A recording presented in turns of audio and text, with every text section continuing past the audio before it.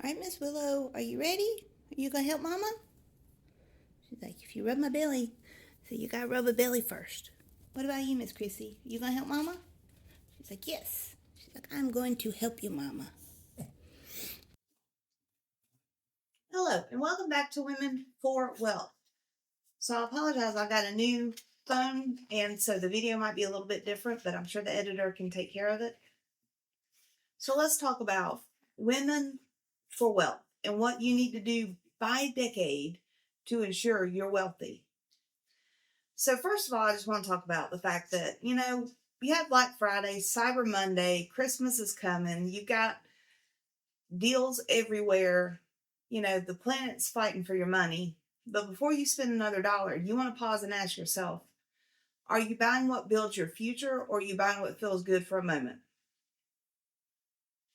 Because believe me, the 10 things you should buy at the moment your income rises is not what you think. So there's not buying the fancy car, there's not buying the fluff, there's not buying the new purse. You're going to be focused on long-term wealth building. So what do you need to do instead? You get it, let's say next year you did a great job this year, you exceeded expectations.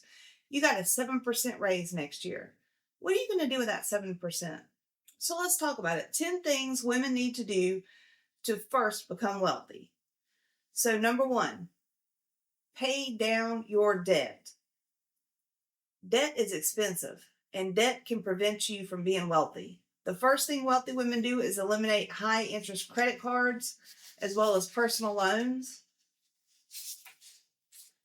And don't get into quick cash. Don't get into interest that becomes a dollar, that becomes a dollar, and then becomes a dollar. And then, you're giving them more money than you are bringing in at some point. You don't want to do that. Just stop now and say, you know what? I'm not going to do that. I'm going to focus on my wealth, and I'm going to spend my money where I can build wealth. So the first thing, once you get out of your debt, any high interest debt, pay it off, get it gone. Don't take credit cards out. Don't buy anything unless you have a budget and a plan on how you're going to pay for it. But the second thing is have an emergency buffer. You need an emergency savings account. Wealthy women don't panic. They have freedom. They have security. They don't have anxiety. They don't have stress. They don't freak out. They just say, you know what? Bad things happen, but I planned on it. I prepared for it, and I've got an emergency savings account. How much do you need? Depends on your age, depends on your point in life. You need at least $1,000 emergency savings saved up. If you're a 15-year-old working a part-time job, you need $1,000 saved up. You never know when your car is going to need an oil change, which oil changes, oh my gosh, do you know how expensive they are? I remember when I used to be able to change my own oil and the oil filter for like $20 in materials. And it didn't take long, but now you can't change your own oil. Now it's got to go through recycle centers, and you don't even have access to those as individuals. So you have to pay a company to change your oil. And let me tell you, if you go to a dealership, you're looking at $120 at the cheapest. So make sure you have an emergency savings account to handle those things when they do come up. That way you don't freak out. You don't stress out. You just say, you know what? It's okay. I planned, I prepared. I've got emergency savings. I'll use it for that, and then I will rebuild my emergency savings account. You should have 3 to 6 months. If you're married and you got kids, I think you ought to have 9 months, but that's just my personal opinion. Number 3, buy ownership. Invest in things. Don't buy stuff. Buy other companies, and you can do that not by necessarily being a venture capitalist or a private equity person. If you are, that's great. But, even small index funds, EFTs, retirement accounts, any of those are great places to put your money. Ownership is where wealth can come from, not salary. When your income rises, wealthier women buy assets, not more lifestyle, not more stuff. Buy assets. Number 4, buy career power. So what do I mean by buying career power? I'm talking about skills, certifications, expertise, coaching, whatever it looks like for your industry, whatever can boost your earning.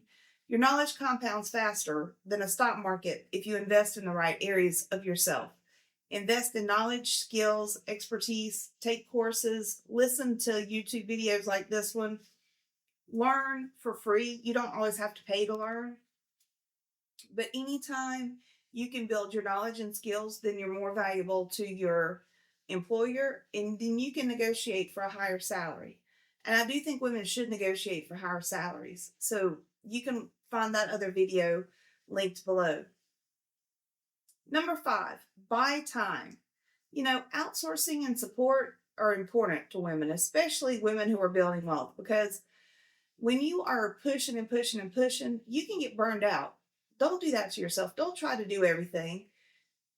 Wealthy women have time, they have options, they have freedom.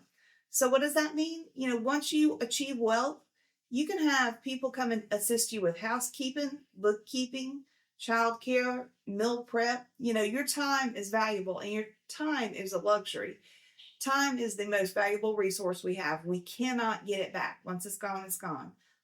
Life is precious, life is valuable.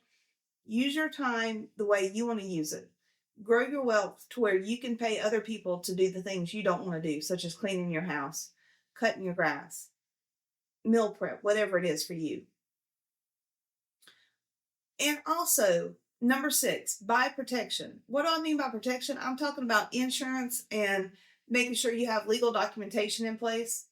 You need life insurance, health insurance, disability insurance. You need a will in place, and you might need a living trust. So talk to people who are CPAs, talk to lawyers, find out what you need. And it's going to change as you go through life. When you're young, you probably can get away with the will that you do on LegalZoom.com. I don't know. But once you start developing your wealth, you're going to want to establish a living trust. And so you're going to need a lawyer to help you with that. You want to know why? Because wealthy women protect their money and their families from chaos. Give your family the gift of financial peace, not paranoia. Christmas is coming up. I do not plan on buying stuff. I probably will give my family investments. Maybe I'll invest something in them. Something they're interested in. My husband loves guitars. Maybe I'll buy some guitar stock and gift it to him for Christmas. I haven't decided, but I am going to gift assets, not liabilities. I'm not buying them stuff. I'm investing in index funds, EFTs, retirement accounts, something like that for them. If I've got a grandchild that's young, I'll probably start a 529 so that they have college savings. That is so much more valuable to them than whatever toy or baby doll that I would have purchased otherwise. Number 7, purchase income streams. Time is a game changer. Time is definitely the game changer. Time is the magic of compound interest. Wealthy women buy income, not liabilities. This is when your money starts working for you. Buying a business, rentals, royalties, digital products, YouTube, consulting, being a content creator. Whatever you can do to increase your income and buy assets is going to be more valuable than any stuff you could ever buy. Number 8, buy access. And when I mean access, I mean opportunity to talk to mentors, network with people, rooms that grow you. Being in the right room can accelerate your life. Coaching programs, conferences, professional associations, whatever expands your world. Your network is one of your highest return on investment assets. So buy access to people. And I don't mean, going to the $10,000 conference that you have to fly to some, vacation place for, unless that's what you're interested in. If you've done your research and that's going to be the type of room you need to be in for what you're interested in to accelerate your assets, then that's maybe where you need to be. I'm more saying, look at what you're interested in, look where your return on investment is going to be, and focus your networking on that. Focus on putting yourself in front of people and meeting people that can help you to grow and develop and build. Number 9, buy simplicity, automation, and systems.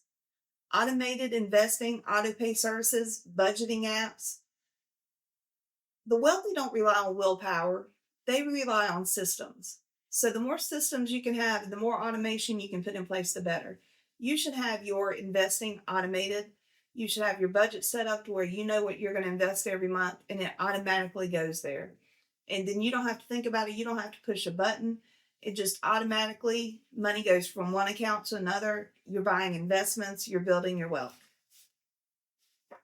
So look to automate as much as you can. And finally, number 10, buy well being. Sleep, health, stress reduction are all very important. You cannot be wealthy if you're not healthy. I'm just here to tell you. Healthcare in America, the cost of it is insane. It's through the roof. If you want to be wealthy, you got to be healthy. You've got to focus on your health if you want to be wealthy. So focus on getting good sleep at night. Focus on eating as healthy as you can. Focus on exercising and moving more. You know, all these things are very important. Fitness, nutrition, mental health, preventive care, all of that's very important. And you need to invest in that because burnout is also expensive. So invest in your health. Don't lose your wealth because you're not willing to do the little things along the way to get you where you need to be. And that's that for this one.